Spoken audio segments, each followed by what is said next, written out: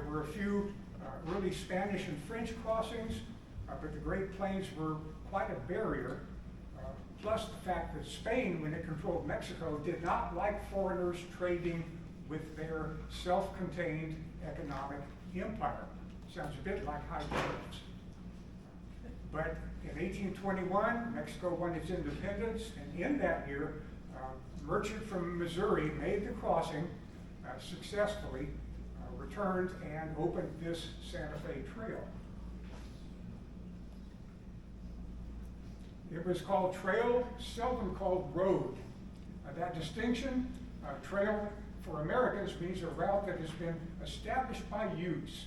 A road, something that has been definitely laid out and constructed. This Santa Fe Trail was definitely not paved. And the thing that put an end to it, of course, as we'll see in our final class, was the coming of the railroad. But from the 1820s through the 1850s, this is the way to cross. This was a route linked to the whole world's economy. The trail you can see in red, the travel to Santa Fe was just the beginning of the journey of the trade goods and indeed of some of the merchants. Trade went then down the Rio Grande into Mexico itself, ultimately even Mexico City. So U.S. goods, European goods could be brought in by this way. The river network in the U.S. channeled everything towards St. Louis. The Missouri River brought things up to the westernmost town of settlement, and the trails, both for settlement and for trade, took off from there. But you can see here how the whole world's economy is pretty well linked to this prairie route. The last time we mentioned these three people who wrote very interesting accounts of their travels on the trail. But we'll hear more from them today and let them describe some of the things they saw. Greg, a merchant, Susan McGoffin, a teenage newlywed from Kentucky, and Marion Russell, a young girl traveling with her mother and her sister, and who made trips back and forth across this trail numerous times. Interesting people, and we'll hear more from them. Westport was the final Missouri River spot from which these trails left. As settlement proceeded west along the river, the towns, the trailheads shifted with the progress of settlement. Westport was as far as it went because at that point, the Missouri River makes a big northward bend.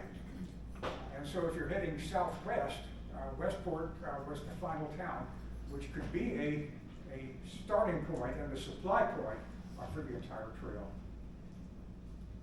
Let's take a look at it and at the beginning of the route. Today, Westport is a district within Kansas City. It's been swallowed up by that city, but it keeps its traditions and its historic houses intact.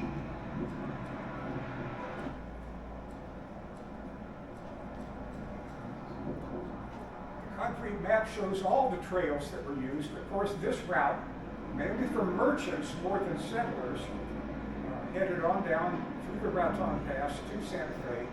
But there was also the settlers' path, the Oregon Trail, heading up the Platte, crossing the Great Plains and the Rockies, taking settlers to Oregon City, to the Willamette Valley, and if they wanted to, they could branch off on the California Trail.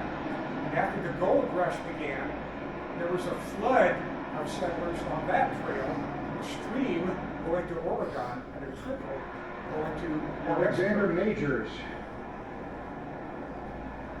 Russell, Majors, and Waddell, the great freighting company based in Westport, employing 4,000 men, owning 3,000 wagons, 40,000 oxen, 1,000 mules.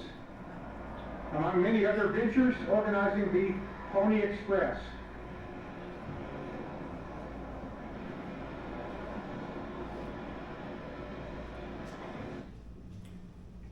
That was Westport as it looked back in these early days. Today in OLLI, Kansas, one of the southwestern suburbs of Kansas City, the Kansas City Road overlays the original Santa Fe Trail. This was also a stagecoach route, and one of the old stage stations still remains. James and Lucinda Mahaffey served travelers here beginning in 1858. This is the only working stagecoach stop left on the Santa Fe Trail.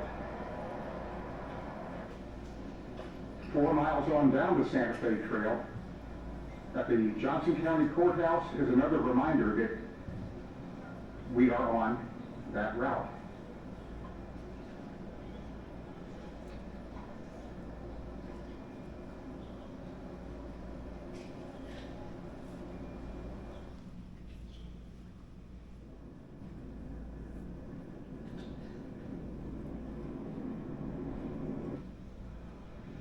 In today's Baldwin City, Kansas, the earlier town of Palmyra is still commemorated.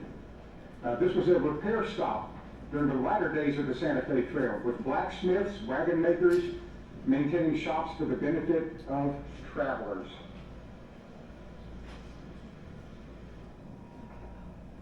Palmyra was at the end of the Narrows, a geological feature that was important on this part of the trail. This was a ridge or divide that separated the waters of the Wakarusa River on the north and the Marais de Seine on the south. This is a dry strip of ground, a ridge, if you will, which allowed the Santa Fe caravans to avoid the worst of the mud, the worst of the bogs, the worst of the small streams. So a ridgeway permitted slightly drier travel. And any streams that could be avoided were worth avoiding.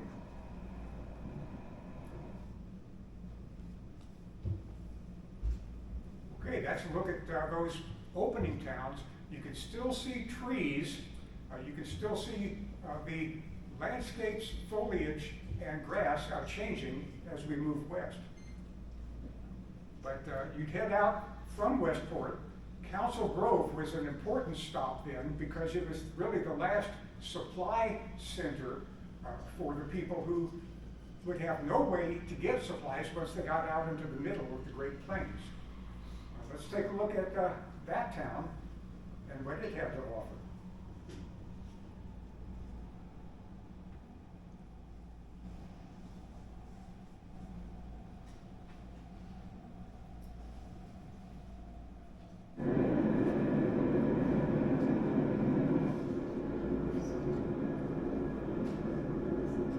Coming into Council Grove on any of the main roads, on each of the 4 main roads, are those silhouettes, metal silhouettes,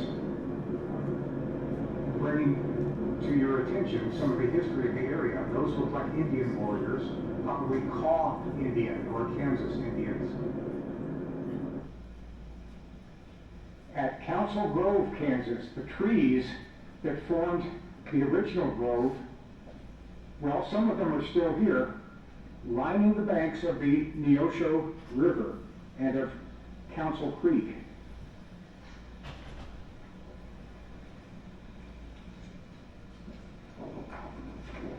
Hosea Gregg described the spot.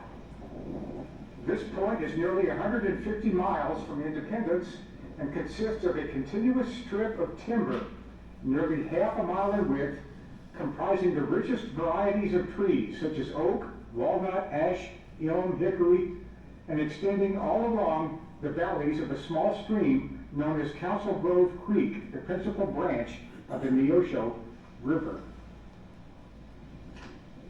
The stream is bordered by the most fertile bottoms and beautiful upland prairies, well adapted to cultivation. Frequent attempts have been made by travelers to invest the Council Grove with a romantic sort of interest.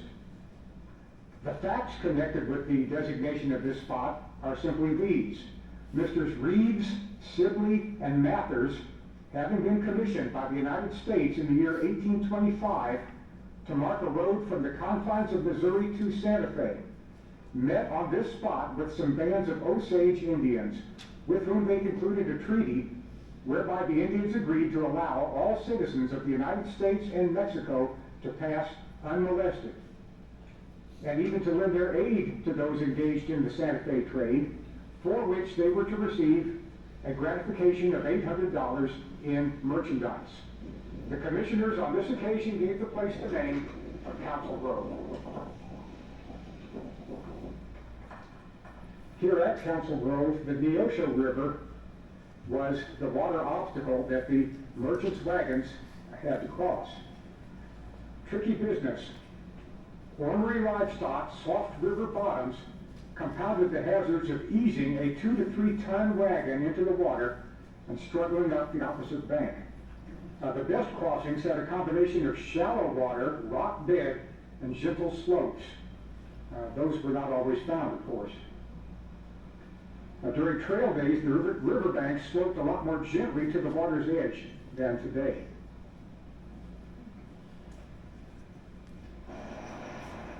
Council Grove is also today the location of Kansas's Madonna of the Trail statue.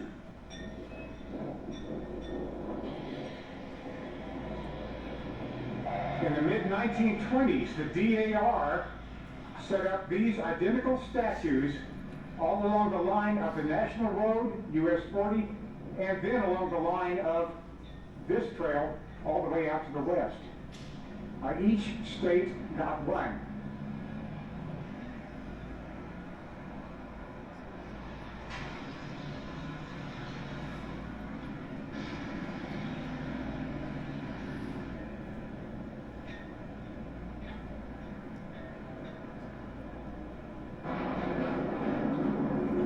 Just behind that Madonna statue, the post office oak. This stump is all that's left of it. When this tree died in 1990, it was already 270 years old, and it had been 80 feet high. This was located in a campground used by Santa Fe Trail travelers. And this is said to have been used as a post office from the 1820s through the 1840s. Travelers left letters in a crevice at the bottom of the tree, which were picked up and carried back to the States by returning caravans.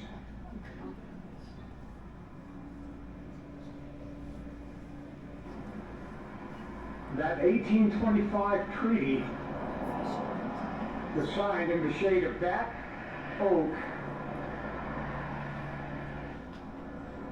and all that remains of it today is as you see. Travel from Independence, Missouri, as far as Council Grove, was safe. The Indians east of this point were friendly. Mainly these were eastern tribes that had been resettled in this area. And it was at this point, though, that conditions changed, both in that regard and in terms of the environment. It was here that each Santa Fe caravan organized itself, that these separate wagons would form up, elect officers, and make their plans for the transit through the prairies. As Hosea Greb described it, this is perhaps the most appropriate designation, Council Grove, that could be given to this place. For we there held a grand council, at which the respective claims of the different aspirants to office were considered, leaders selected, and a system of government agreed upon, as is the standing custom of these promiscuous caravans. After a great deal of campaigning, bickering, and wordy warfare, a gentleman by the name of Stanley, without seeking or even desiring the office, was unanimously proclaimed by us captain of the caravan. The powers of this officer were undefined by any constitutional provision and consequently vague and uncertain. Orders being only viewed as mere requests, they are often obeyed or neglected at the caprice of the subordinates. The captain, though, is expected to direct the order of travel during the day and designate the camping ground at night.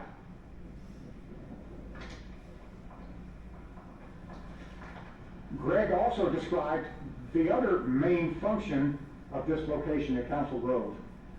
During our delay here, the laborers were employed in procuring timber for axle trees and other wagon repairs, of which a supply is always laid in before leaving this region of substantial growths. For henceforward, there is no wood on the route fit for these purposes. Not even in the mountains of Santa Fe do we meet with any serviceable timber. The supply procured here is generally lashed under the wagons, in which way a log is not unfrequently carried to Santa Fe and even sometimes back again.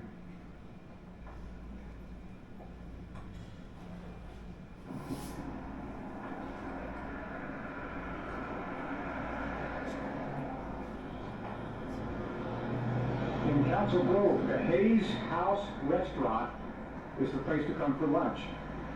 Seth Hayes was a great-grandson of Daniel Boone, and he was a cousin of Kit Carson. In 1847, he became the first white settler at Council Grove. The Santa Fe Trail had been using this grove for a quarter of a century by that time. In that year, he set up a trading post for the neighboring Kaw Indians, and in 1857 built this tavern to serve the wayfarers. According to a popular story, he hired a bagpiper to play from the outside balcony there to draw in the customers. As the wagon trains passed out of Council Grove to the west, they would have seen or stopped at this building, the Last Chance Store.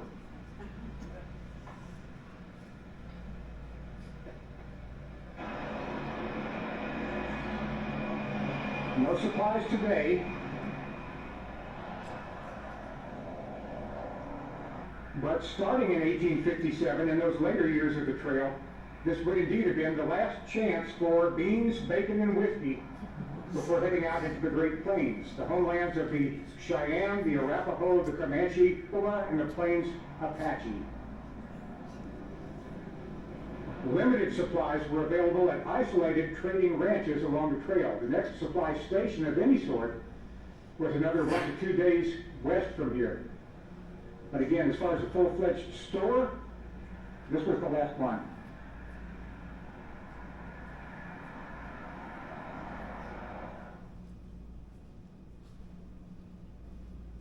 And we head out to the plains. A word about the treaties. These were a major part of American history during the 19th century and even before. The treaties with the Native American tribes were often made and often broken, not by the tribes, but by the United States government in later years as circumstances changed. $800 doesn't sound like much, but multiply that by 35 to account for inflation, and it's a bit more impressive. But the whole idea of treaties, well, in this excellent Encyclopedia of North American Indians, the article on treaties gives you a lot of basic information. The U.S. negotiated 800 of those. The Senate would have to ratify it. And so it might happen that a treaty was signed, the tribes were comfortable with it, but then they would find out a year or two later that the treaty had never been confirmed by the great fathers in Washington. The tribes complied well with these treaties. No tribe ever negotiated a treaty only to subsequently renege on the grounds that the tribe's lawmakers did not ratify it. Lawmakers being a somewhat different arrangement within a tribe than within a formal U.S. government. Often the treaties were imposed on tribes that were defeated militarily. The negotiations were not always ethical. Sometimes getting a chief drunk would be sufficient means to arrange a treaty. The fact that the majority of the tribe knew nothing about this then would be perhaps irrelevant. In some cases, a portion of the tribe might be absent. Tribes were not governmental units. They were held together by custom, tradition, ritual, ceremony. Their peace chiefs and war chiefs were chosen by those tribes, but rigid rules and formal government are not known. And so the lack of understanding between these two cultures produced problems, as you can well imagine. There's an excellent book about the whole treaty arrangements through the centuries. Pen and ink witchcraft is what the tribes might have known it as. Those tribes that were encountered at the beginning of the Santa Fe Trail, just beyond Westport, were mainly eastern tribes that had been relocated. In the 1820s, not quite that situation, but after the 1830 federal law, Indian removal became a fact. The eastern tribes shown here in the shaded areas, plus others like the Potawatomi from Illinois, were moved west. The famous Trail of Tears for the Cherokees, the best known such route. But this whole process of Indian removal was official U.S. government policy. It, I think, is possible to compare this with other periods in U.S. history, including right now. There have been periods when groups were selected for special treatment or special removal. Well, you can, well, if there were a class at OLLI, the OLLI program, on this whole topic, it would be interesting to compare the Indian removal in 1830, the Japanese internment in 1941, and the current policies of removing undocumented aliens. But this is a recurring theme in American history. This brings up an important theme that we'll see for the rest of this course. There are various ethnic groups with different cultures encountering each other. The various types of tribes, the Hispanics of New Mexico, the Anglos, and the whole idea of race and racism comes into play. And here are a few thoughts about this basic concept. Race and thinking about race are quite common throughout history. Many peoples have believed that they were innately superior to all other groups. I don't know of any group that believes that it is totally inferior to everybody else. That sort of never happened. But you can find examples of this throughout history. The traditional Chinese cultural arrogance about their way of life. The caste system in India with its rigid hierarchy.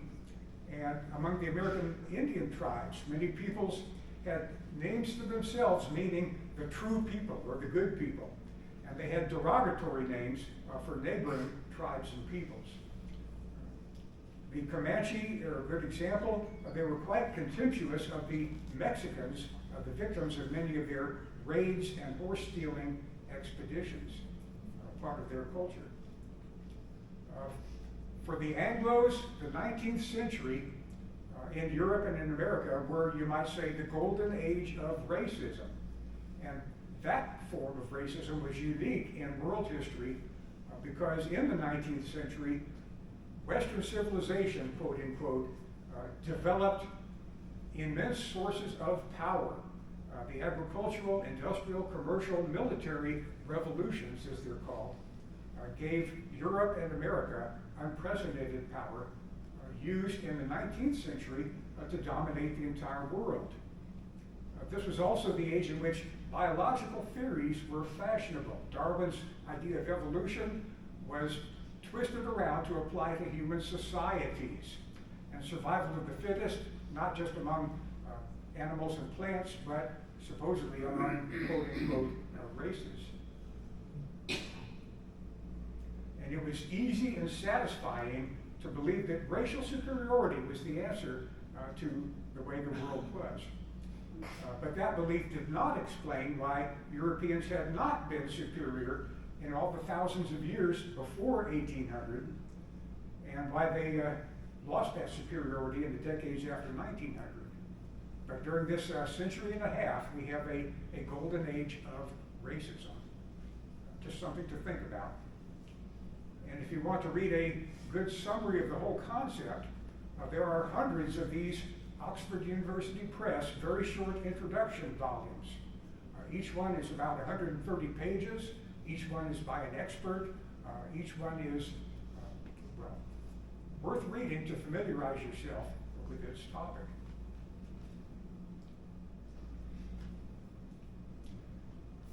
The line at the western edge of Missouri was supposed to be the permanent Indian frontier. And there had been 2 times in North American history when a line was drawn with that intent. In 1763, King George proclaimed the line of the Appalachians as to be a barrier, at least until things could be properly controlled. Western settlement was utterly uncontrolled. The movement west made both that line and the one we're looking at here null and void rather quickly. No line drawn on the frontier could stop the desire of white settlers for better lives for their families. Population growth fueled that movement across those lines during these years. This was the permanent Indian frontier. Each tribe moved out of the east, was given its own slot of prairie land or semi-prairie land. Here the names are shown a bit more clearly. Right in the middle of that, you can see Peoria and Kaskaskia. Those are 2 of the components of the Illini, the Illiniwek, the Illinois, as the French call them. The Illini are still there. The Miami tribe of Oklahoma bears the name today. But those are Illinois' contributions to these western tribal regions along this so-called permanent frontier. The official National Park Service map of the Santa Fe Trail, I did email this to those of you who are on that receiving list for emails. And it's quite nice to have a fold-out map showing the entire trail. This one also lists all the historic sites. By the way, let me take a quick break to say, if you weren't here last time, and if you would like to receive email handouts from this group, here's the sign-up sheet, which I will pass on around. If you could hand that pin, I can provide, and hopefully we'll get it back. Oh, here comes the pen. Thank you. By the way, for those of you on the list, 30 megabytes is the maximum size of an attachment that I can put on an email. Some of you have a ceiling, a cutoff point of 20, which means that you have not gotten the emails. Susan, Judy, Lynn, Shelley, Jim, and Charles are in that category. So if you have an email system that can handle a 30 megabyte attachment, you will get these goodies. But here's both the route of the trail on a current map, as well as in red, notes about interesting information, and for each major town, a list of all the historic sites to be seen there. Council Grove, as you can see, upper right, has quite a few. Let's take the trail on out towards Lost Spring to Lacon, Kansas.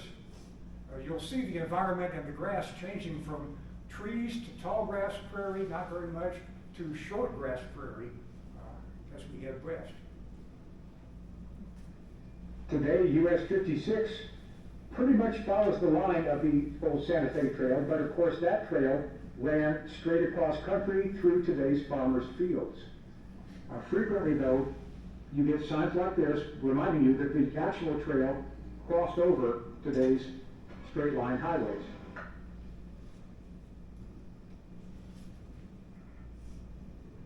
Lost Spring itself, a major source of water for the travelers on the trail, is right back in that area. Wagon travelers claim that it tasted as good as mountain spring water.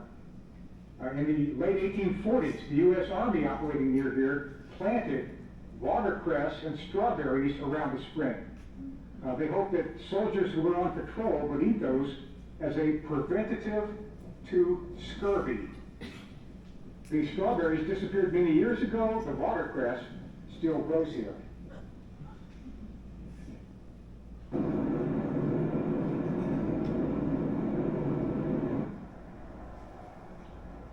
Just a couple miles north of the Arkansas River, Pawnee Rock is one of the major landmarks on the Santa Fe Trail.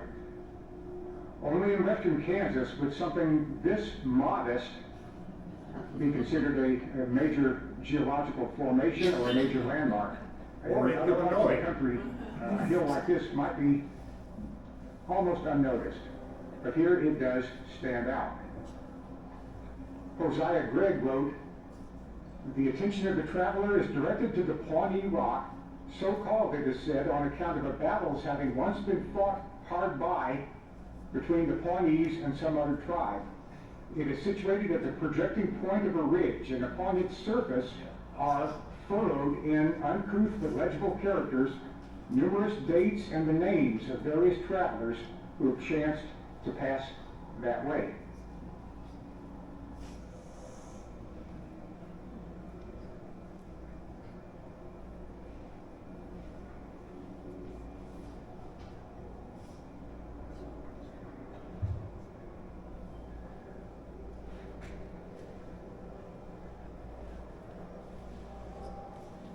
This marker, of course, is modern, and it's in the style that the U.S. military uses in the 20th and 21st century.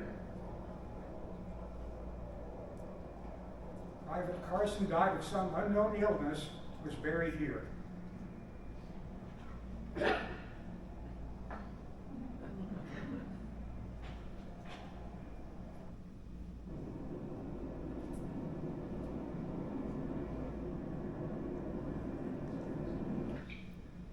The mountain route of the Santa Fe Trail ran this way along this dirt road that's here today. The Arkansas River is that line of brush over there. And only here in Kansas would a hill like this one be significant.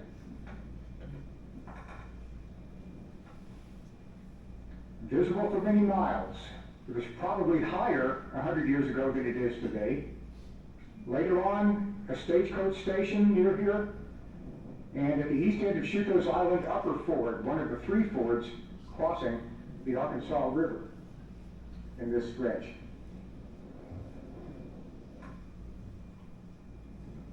In the summer of 1829, there was a military garrison here.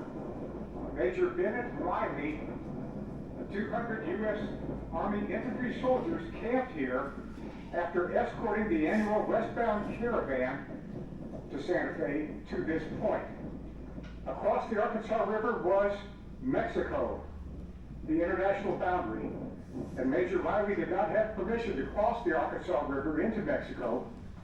Instead, he and the troops waited here at the ford, holding off Indian attacks until the wagons returned from Santa Fe, at which point they could escort it back towards east.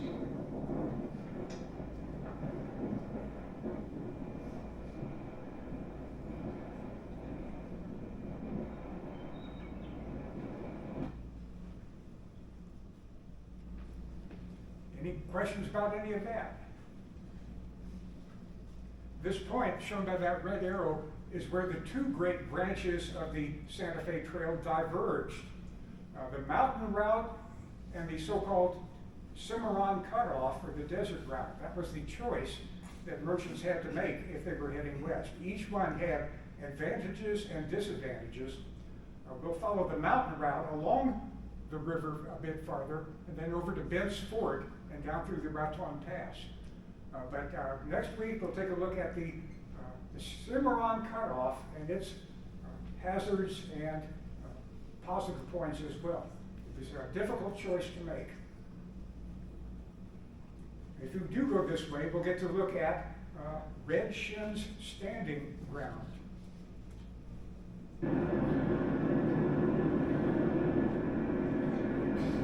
Scenery like this is exactly what the travelers on the Santa Fe Trail would have seen in the 1820s and 1830s.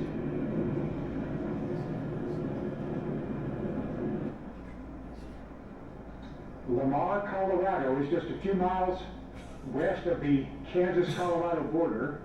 It's on the Santa Fe Trail.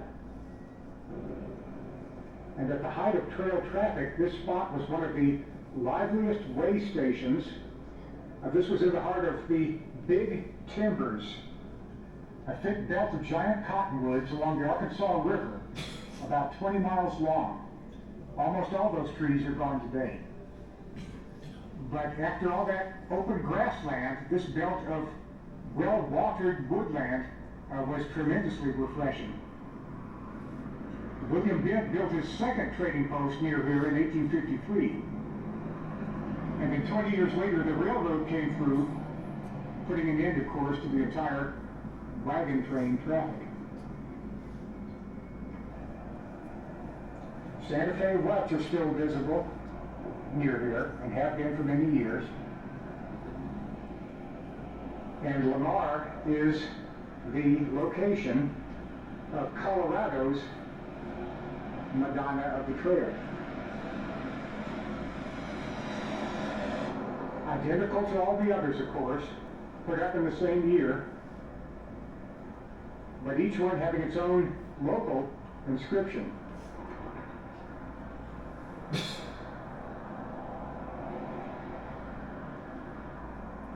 As well as the standard one.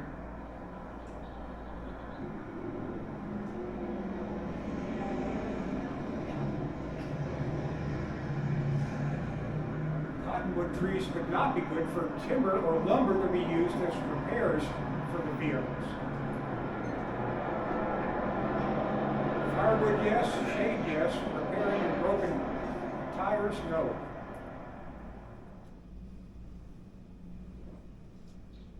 Here's a Santa Fe Trail story that's too good not to tell. Today, this spot is located behind a reservoir, the Paul Martin Reservoir. There's the dam for it, and there's the campground near it. And here's the site of the legend of Red Shin. Paul Vestal tells the story pretty well in his book on the Santa Fe Trail. In 1833, some Cheyenne had camped here for the winter. A young warrior, Red Shin, and another man, a relative of both eyes, had a quarrel over a woman. Red Shin was successful in his suit and had the better of his rival until the other man called out his relatives to help. They all ran for their weapons. Red Shin, seeing himself hopelessly outnumbered, hurried into his lodge. Soon after, he came out carrying 2 flintlock muskets, a bow and quiver of arrows, 2 butcher knives, and a tomahawk. Clutching this small arsenal, he ran to this stone knob and clambered up until he stood on its top, 25 feet above the open valley. There he harangued his enemies and challenged them, "Come on if you want to fight." Those relatives of Bo Cannot Rise quickly accepted the challenge and advanced to the attack, rushing towards the knob where Red Shin stood his ground. Red Shin began with his bow and sent his arrows among his enemies with deadly skill. One arrow passed through the hair of Bo Cannot Rise, and each of the other warriors had equally narrow escapes. In other words, deliberate near misses. Red Shin's marksmanship cooled their blood, and they scampered back to cover. Red Shin remained at his post, defying the others. But before the fight could be resumed, friends of both sides interfered, and the battle ended in a treaty. This warlike demonstration on the part of Red Shin greatly impressed the Indians. Ever after, the knob was known as Red Shin's Standing Ground.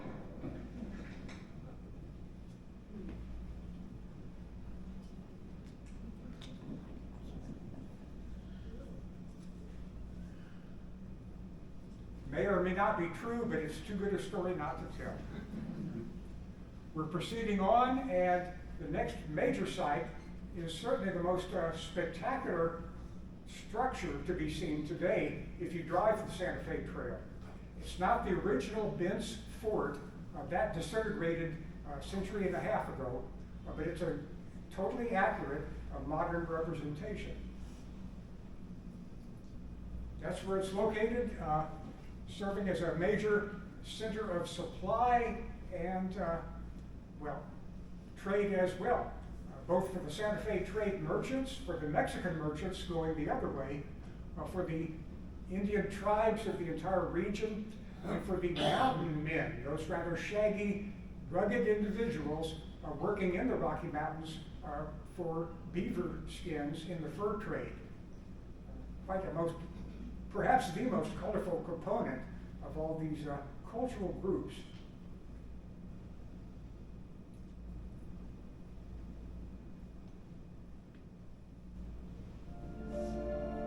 Near the fur-trapping region of the southern Rocky Mountains, in the lands of the Cheyenne and Arapaho, along the Santa Fe Trail, where the western frontier of the United States met the northern frontier of Mexico. Buenos dias, senor. Welcome to Westport. Here was a castle rising out of the prairie. And they made this fort from the materials that were at hand.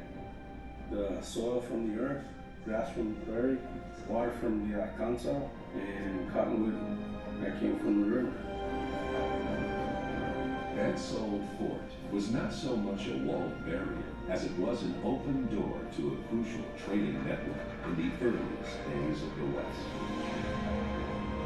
Cheyenne, Arapaho, Kiowa, Comanche, Mexicans, and folks from the states to the east all converged here.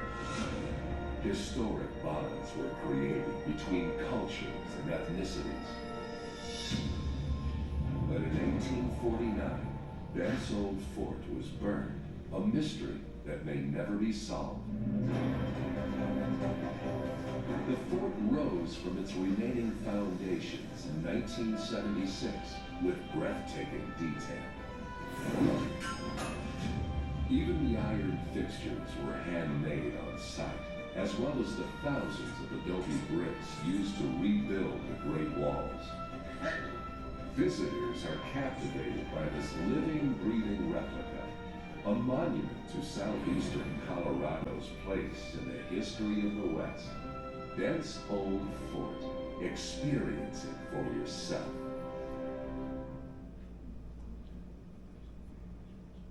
You can visit it today, of course. It's a national park unit. And the people there are in costume, reenactors, not trying to pretend that they're in 1835, but dressed in that way and giving you the information that could have been provided in that year. Bent's Fort, sometimes called Fort William in honor of William Bent, was the most important fur trading post in this part of Colorado, or what would one day become Colorado. A base of supplies for the Santa Fe Trail. This was begun in 1828, not finished until 1832. The Bent brothers, William and Charles, and Saran St. Vrain formed a partnership to set this place up.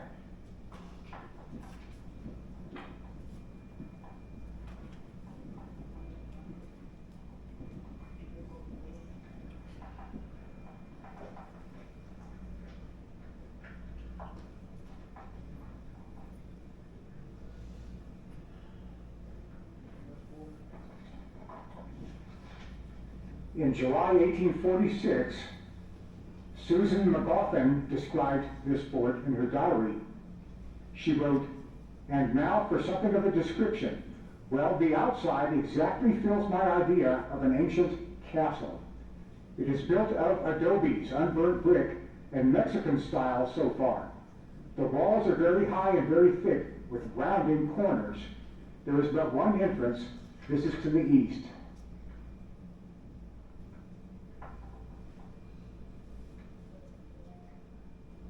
There's a Mexican carreta and a wagon But this is the interior of the post, right? Yeah, this is a rebuilt fur trading post here. Park Yeah. Service put this thing back up in 1976. Is this on the actual site of the original But post? it's on the original Yeah. foundations, and it's as close as we can figure, except for some modern safety things we have to do in today's world. Oh, sure. The original, which was in business here just 16 years, Uh-huh. 1833 to 1849, and Charlie Benton, William Benton, Strange Things Rain are here to make money.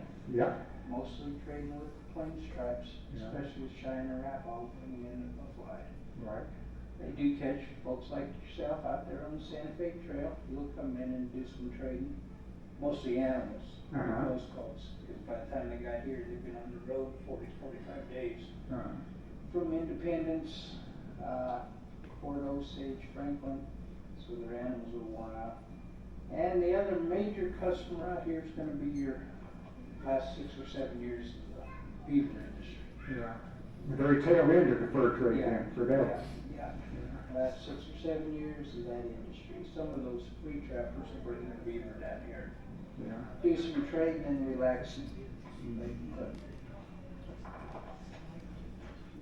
Susan wrote, inside is a large space some 90 or 100 feet square. All around this and next to the wall are rooms, some 25 in number. They have dirt floors, which are sprinkled with water several times during the day to prevent dust.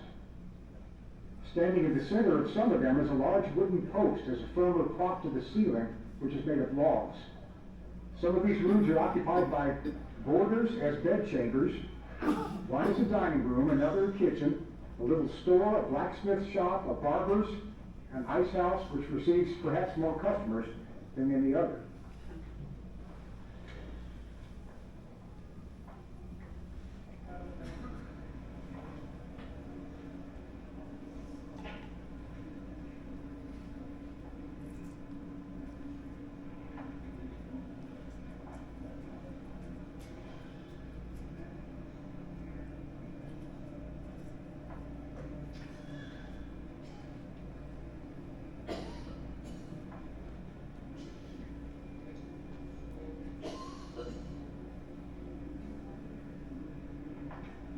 All those trade goods had to be brought out from the east in the same wagons that were making the passage to Santa Fe.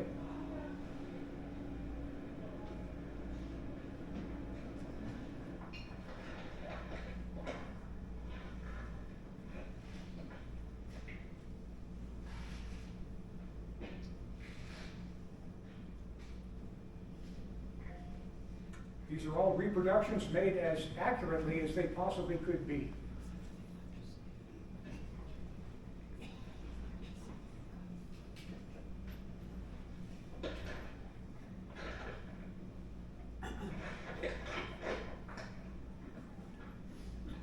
I wonder if they asked the Steamboat Arabia Museum in Kansas City for samples of these items.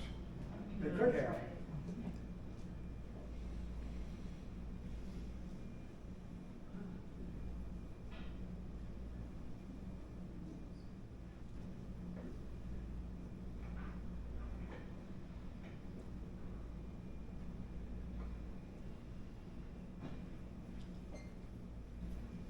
Mirrors and glass panes would have to be very carefully packed. in Tom this wagon. Fitzpatrick's quarters, Indian agent.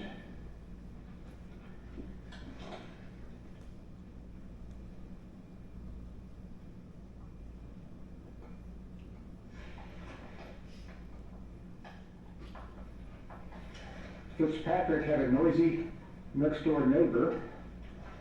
The blacksmith shop was here.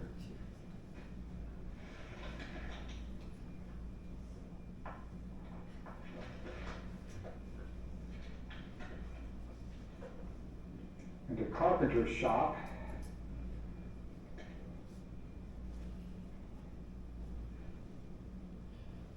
A lot of repair work would have been done here for the passing wagons.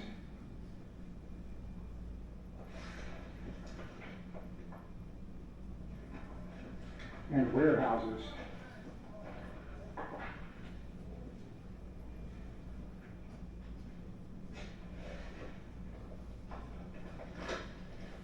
crucial feature, the well room.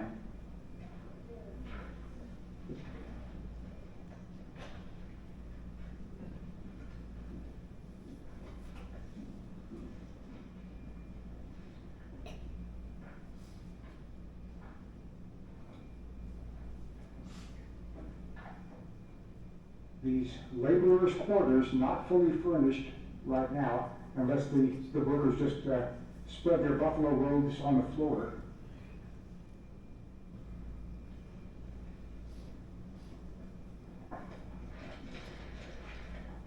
During Susan McCoffin's stay here, she recuperated in the doctor's quarters.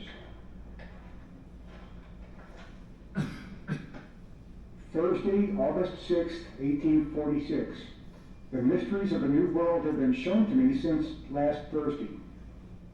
In a few short months, I should have been a happy mother and made the heart of a father glad. But the ruling hand of a mighty providence has interposed and, by an abortion, deprived us of the hope, the fond hope of mortals.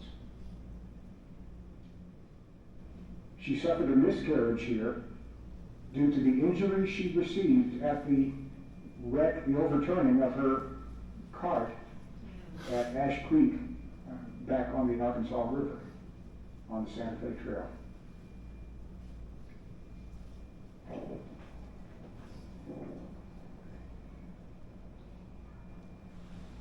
The fort was never attacked by anybody. They had the small cannons just in case.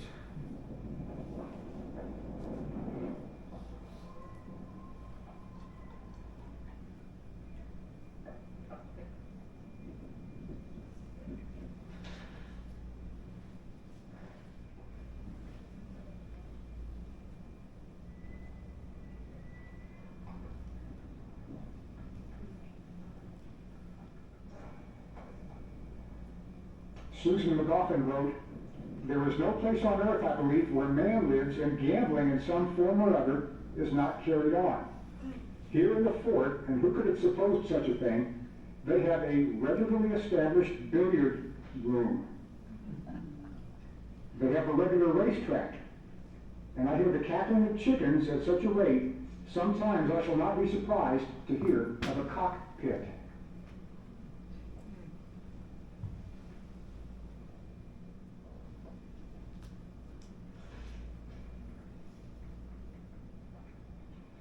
Saran St. Vrain's office was here.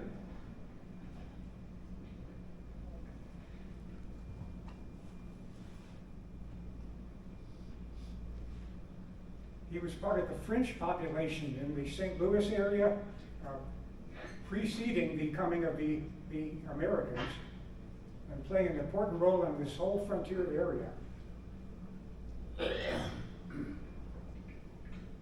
The issue is June 6, 1846. I wonder how long it took to reach this destination during that year.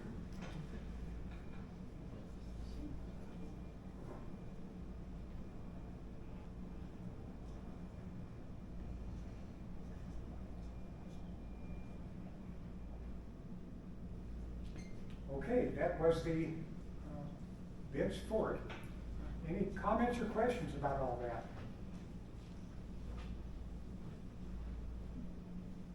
From there, as we'll see later, the trail goes on down towards the southwest,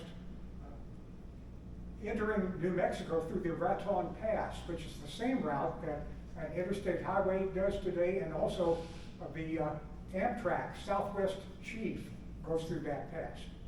That train slows down when it goes through the most scenic parts of its route and allows you to appreciate the landscape. Once you're out on the Great Plains itself, Amtrak, well, reserves those rather duller views for their overnight stretch. But the Raton Pass, as we'll see later, the key route to get into northeastern New Mexico. Remember that at this time, the Mexican frontier was far north of where it is today. All of the southwest, as far as the Arkansas River and the Rio Grande with Texas, would be Mexican land. So next time we'll take a look at the alternative route, the Cimarron cutoff. A drier, a bit more hazardous, but a bit shorter. You'd have to weigh those two factors if you wanted to make the decision back at that junction point. Probably experienced traders would know or be comfortable with one route or the other. But we can take a look at both. And that's what I've got for today. Any more questions, bring them on up, and here's Haley Westenrod one more time. And I hope to see you next week. Thank you.